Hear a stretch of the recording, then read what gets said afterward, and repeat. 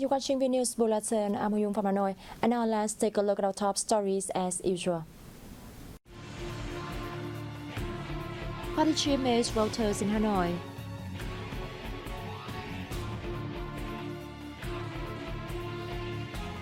Vietnam-Cambodia tightens solidarity to reserve predecessor sacrifice.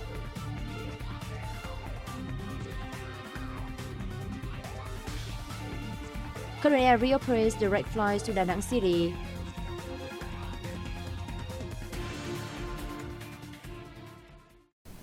Party General Secretary Nguyễn Phú Trọng met with voters in Hanoi on June the 23rd. The meeting was held both in person and online formats, drawing over 1,200 local voters in Ba Dinh, Dong Da, and Hai Ba Trung districts. Trọng informed voters on the outcomes of the third session of the 15th National Assembly and gathered their opinions and requests. The voters lauded the National Assembly's legal solutions to tighten the control over corruption and negative phenomena in land management, while showing their hope for more effective measures to further speed up the agricultural sector's global integration. Recognizing the voters' ideas, Party General Secretary Trọng said that the corruption control fight must be conducted persistently, with a tight procedure in line with legal regulations. He said that in the coming time, a national conference will be held to review 10 years of implementing anti-corruption activities, which also aims to enhance the capacity of provincial steering committees for corruption prevention and control, heading to a new development period in the work. We have just received updated news. More details in the following report. Foreign Minister Bùi Thanh Sơn has stated that Vietnam and Cambodia must further strengthen solidarity, cooperation, and mutual assistance to deserve the contributions and sacrifices of previous generations and meet aspirations and interests of their peoples. Talking to the media on the occasion of the 55th anniversary of the establishment of diplomatic ties between Vietnam and Cambodia, June 24th, the minister affirmed that the past 55 years have witnessed an important development period in the two countries' relations. Among others are unforgettable historical events when the two countries united to support each other in the struggles for national independence from the colonial regime and help Cambodia overthrow the Pol Pot genocidal regime, as well as in the building and development course of each country, Sơn said. Regarding the current bilateral relations, the minister said that political ties continue to develop well. Cooperation in the field of security and defense has been strengthened, while the bilateral economic, trade and investment relations have also posted encouraging results, he added. The Ministry of Foreign Affairs held a press briefing on June 23rd. Hosting the briefing, spokesperson of the Foreign Ministry Lê Thị Thu Hằng answered questions on China's military drill on Nudli Islands in the Paracel Islands of Hoàng Sa of Vietnam. Exercises in the Paracel Islands seriously violate Vietnam's sovereignty over the archipelago, going against the spirit of the Declaration on the Conduct of Parties in the EC, or DOC, and complicating the situation, Hằng said. They're not conducive to the current negotiations between China and ASEAN on the Code of Conduct in the EC, or COC, and the maintenance of an environment of peace, stability, and cooperation in the EC, the spokesperson added.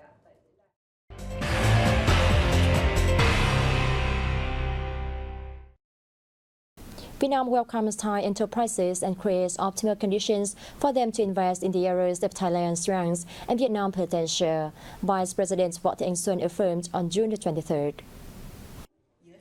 Addressing the Vietnam-Thailand Business Forum in Bangkok, Vice President Xuân said Vietnam always attaches importance to and wishes to foster its enhanced strategic partnership with Thailand. Briefing the participants on Vietnam's economy, Xuân said the country prioritizes projects using cutting-edge technologies, promotes sustainable export-import, and seeks to raise its position in the global value chain. In his remarks, Thai Deputy Prime Minister and Foreign Minister Don Pramod suggested the two countries promote connectivity in value chains, economic platforms, and sustainable growth strategies. Such connectivity will help businesses maximize opportunities and potential of both countries, while consolidating and enhancing the bilateral strategic cooperation, he added. On this occasion, the officials witnessed the signing of a memorandum of understanding between Vietnamese and Thai firms. A delegation of the Vietnamese embassy in Venezuela, headed by Ambassador Lê Việt Duyên, has recently visited Monagas State to promote economic, trade and investment ties and other potential cooperation initiatives between the two countries. At a working session with the delegation, Governor of Monagas, Ernesto Luna, committed that the state authorities will establish working groups to increase contact with the embassy, igniting Vietnamese and Venezuelan businesses and promoting specific cooperation and investment projects. For his part, Duyên lauded Monagas' achievements in politics, economy, and culture, and vowed to foster commercial ties between two nations in general and between Vietnam and Monagas in particular, based on their traditional solidarity and friendship. During the trip, the embassy held a workshop to promote the trade of key Vietnamese products with the participation of local leaders and about 40 officials and businessmen. The Australia-Vietnam Business Council held a conference in Sydney on June 22nd-23rd to promote trade and investment relations between the two countries. Addressing the event, which drew nearly 100 businesses from a variety of sectors, AVBC President Kim Dinh said that the conference marked a commitment from Vietnam and Australia to promote their partnership in many areas, heading to sustainable and inclusive economic growth in both countries. For his part, Vietnamese Consul General in Sydney, covering New South Wales, Queensland, and South Australia, Nguyễn Đặng Thắng announced that in the first 5 months of 2022, trade between the two countries reached a record of $6.2 billion, up over 32% year-on-year. Meanwhile, investment cooperation value between the two sides reached $2.45 billion, he said, adding that Australia has always been among the 20 biggest investors in Vietnam. Businesses at the event held that it is a good time for both sides to promote their business and investment ties on the foundation of the vision and the plan to implement the strategy.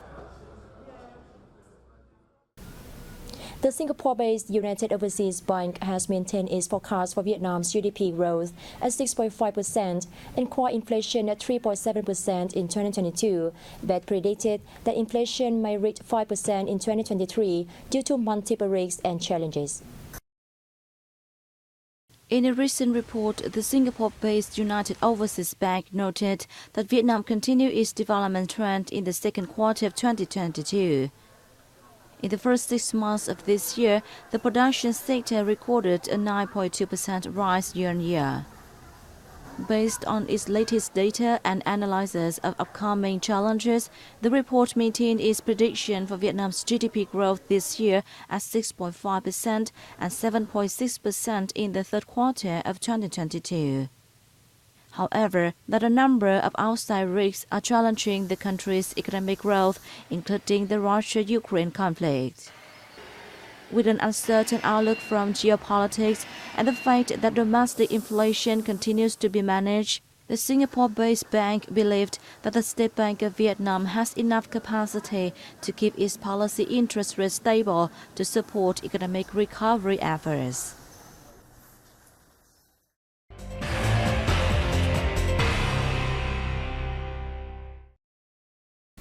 Korean Air, the biggest airline of the Republic of Korea, reopened its direct air route from Incheon to the central city of Da Nang on June 22nd. Flight KE9463 of Korean Air, with more than 200 passengers on board from Incheon International Airport, landed at Da Nang International Airport on the same day. This is a very good signal for the city's tourism sector. In the future, Da Nang will receive more flights, not only from Korea, but also from countries in Northeast and Southeast Asia. Korean Air began operating charter flights with a frequency of 2 flights per week to Da Nang on Wednesdays and Saturdays to meet the increasing needs of tourists. The firm plans to operate 1 regular flight per day from July 27th.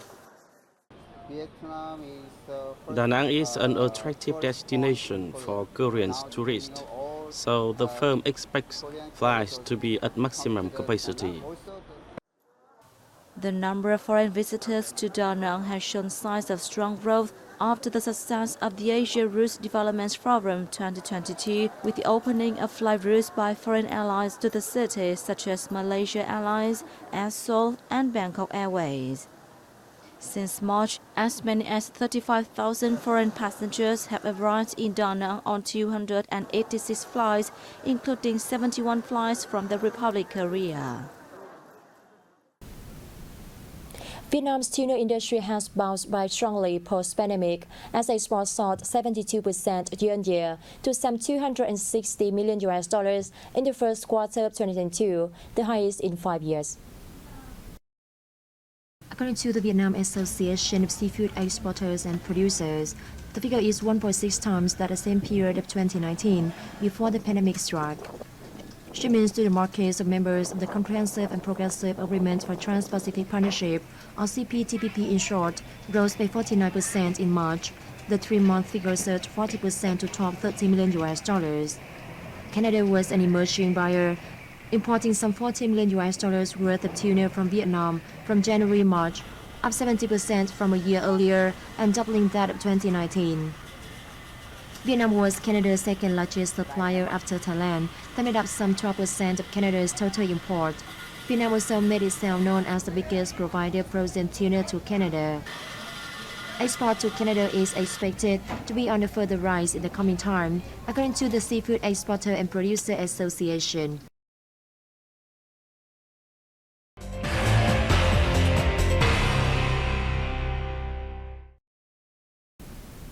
The Central Province of Khánh Hòa plans to suspend dive tourism activities in vulnerable coral reef areas in Nha Trang Bay in the face of reef degradation there. The Standing Board of the Provincial Party Committee has recently requested the Khánh Hòa People's Committee to suspend dive tourism activities in the vulnerable coral reef areas, especially the areas surrounding Hon Mun Island, and take measures for protecting those areas. It ordered authorities of Khánh Hòa Province and Nha Trang City to conduct patrols on conserve the Hon Mun Marine Protected Area, increase communications to raise locals and tourist awareness, and ask institutes, research centers, experts and scientists to carry out studies and surveys so as to make a precise assessment of the situation and propose solutions. According to the Nha Trang Bay Management Board, the coral coverage in the waters to the northwest of Hon Mun Island declined to over 32% medium condition in 2022 from more than 53% good condition in 2015. The jury of UNESCO and the L'Oreal Foundation on June 22nd presented the L'Oreal UNESCO International Rising Talent Award in 2022 to Dr. Hồ Thị Thanh Vân, a chemical scientist who is working at Ho Chi Minh City University of Natural Resources and Environment. With her research in developing new materials to the production of green hydrogens, Dr. Vân has become one of the 15 young women scientists representing the 5 continents in the world to receive the award. Since 2000, the L'Oreal UNESCO for Women in Science program has highlighted the achievements of younger women who are in the early stages of their scientific careers. Each year, the International Rising Talents program selects the 15 most promising women scientists among the more than 250 national and regional young talents of the L'Oreal UNESCO for Women in Science program.